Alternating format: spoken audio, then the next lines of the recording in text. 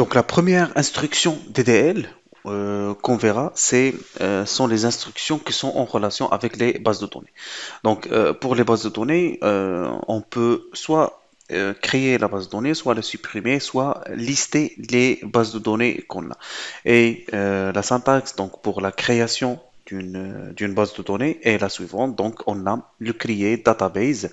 Le if not existe, donc ça c'est, si vous voulez, donc c'est optionnel. On peut le mentionner comme on peut ne pas le mentionner. Si on le mentionne, donc on continue, donc créer database et puis on indique le nom de la base de données qu'on veut créer. Donc si on mentionne le if not existe et que par exemple on a créé database if not existe, c'est bon, et que au niveau des bases de données existantes sur notre serveur, il y a une autre base de données qui a le même nom A, alors on n'aura pas d'erreur, on aura juste un warning disons que il existe un objet qui porte le même nom. Par contre, si on nommait le if not existe, on aura une erreur. Donc le serveur MySQL affichera une erreur. La deuxième instruction qu'on verra, c'est le show databases. Donc cette instruction, elle permet de lister les bases de données qu'on a. C'est bon. Et finalement, donc on a le drop database. Donc cette instruction-là, elle permet de supprimer une base de données. Donc la syntaxe est la suivante. Donc on a drop database et on enchaîne avec le nom de la base de données. C'est à peu près le même principe pour le create. Donc ce qui change, c'est juste ici on a create et ici on a le drop. Et finalement, on a une autre instruction qui est le use et puis on a non base de données si vous voulez. Donc use base de données. Donc, une fois qu'on se connecte sur notre serveur, on va lister les bases de données si vous voulez. Par la suite, pour sélectionner une base de données et travailler avec, on utilisera la commande si vous voulez. Moi,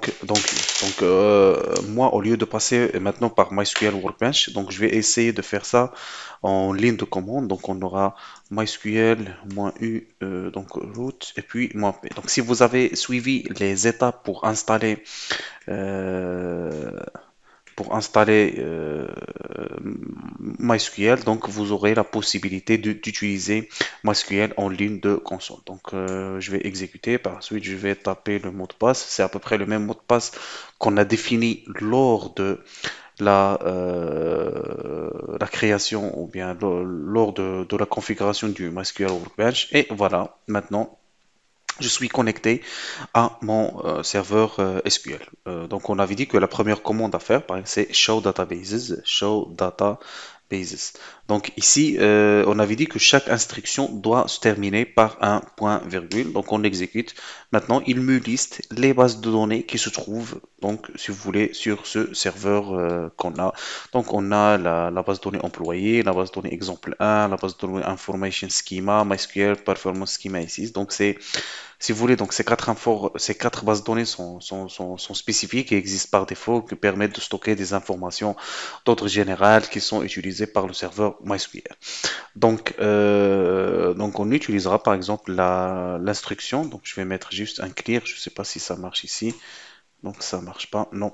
Donc ce qu'on va faire, c'est que on va créer une base de données. Donc on aura le create, si vous voulez create database et puis on va par exemple DB exemple 1 ou bien vous pouvez l'appeler comme vous voulez. Donc c'est à vous de voir tant que le nom ne contient pas d'espace. Puis donc au cas où vous oubliez le point virgule, donc il va vous afficher ici la suite des instructions. Par exemple, c'est comme si vous avez fait juste un retour à la ligne et que vous n'avez pas encore terminé vos instructions. Donc on va terminer par un point virgule. Donc le point virgule, une fois qu'il le rencontre, c'est voilà, donc vous validez l'instruction. Donc il va exécuter tout ce que vous avez écrit avant. Donc et on exécute. On a ici query OK, arrow affected, c'est-à-dire que tout est bien, notre requête c'est bien exécuté. Maintenant, on va, si vous voulez, donc relister les bases de données en utilisant toujours la commande show databases. Donc on aura show data. Notez bien que ces commandes-là ne sont pas sensibles à la classe, donc vous pouvez les écrire en majuscule, en minuscule. Donc pour MySQL, c'est pas vraiment important. Et puis on exécute. Notez bien qu'ici, en sus des bases de données qu'on avait tout à l'heure, donc il y a la base de données qu'on vient de créer. Mais notez bien que maintenant on est juste connecté et qu'on peut pas travailler avec aucune des bases de données. C'est bon?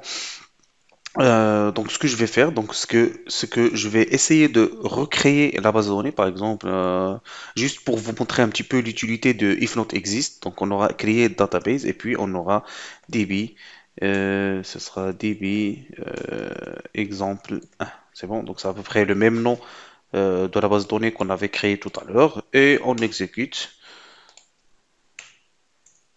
Notez bien que ici on a une erreur, donc l'erreur 1007, et puis on a can't create, donc il vous donne des informations sur la base de données. Donc ça c'est très utile au cas où vous avez des erreurs au niveau de vos requêtes, il vous donne des indications. Au cas où l'indication, cette indication par exemple n'est pas vraiment trop vous n'avez pas pu la comprendre, il suffit juste de copier ce code-là et de le taper sur Google et il va vous donner plus d'informations sur ce code d'erreur-là. C'est bon, donc on va refaire la même, si vous voulez, donc la même requête et je vais ajouter le if not exists cette fois. If not exists, create database, if not, Ici, notez bien que query OK, c'est-à-dire que la requête elle est OK, c'est-à-dire la syntaxe est bon. Il y a une ligne qui a été affectée et on a un warning. C'est-à-dire au lieu de générer une erreur, maintenant il nous génère un warning, c'est-à-dire pour lui la base de données existe déjà. Donc, puisque ici il y a le if not exist, pour lui la base de données elle existe. Donc il va pas la créer et il va quitter directement.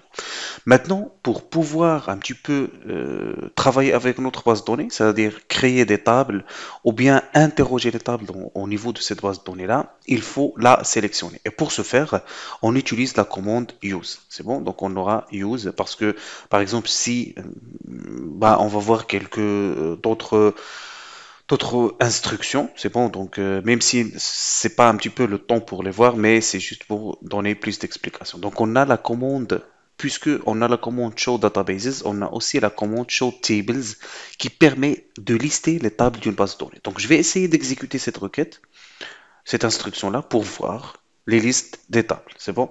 Notez bien que ici j'ai une erreur 1046 qui dit que aucune base de données n'a été sélectionnée. Donc, ce qui fait que cette requête-là ne peut pas, c'est-à-dire elle est correcte, mais ne peut pas être exécutée vu que je dois sélectionner une base de données. Donc, pour cela, donc, je vais utiliser l'instruction use et par la suite enchaîner avec le nom de la base de données que je veux utiliser. Donc, par exemple, je vais mettre show use exemple 1 point virgule.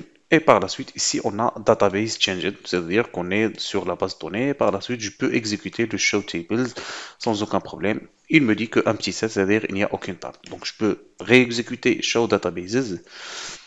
Et databases pour voir les biens. Par exemple, je vais utiliser la table employees. J'espère bien qu'il y a des tables au sein de cette table-là. Donc, je vais maintenant utiliser la table employees. Donc, j'utilise show tables. On exécute. Notez bien que ici, on a des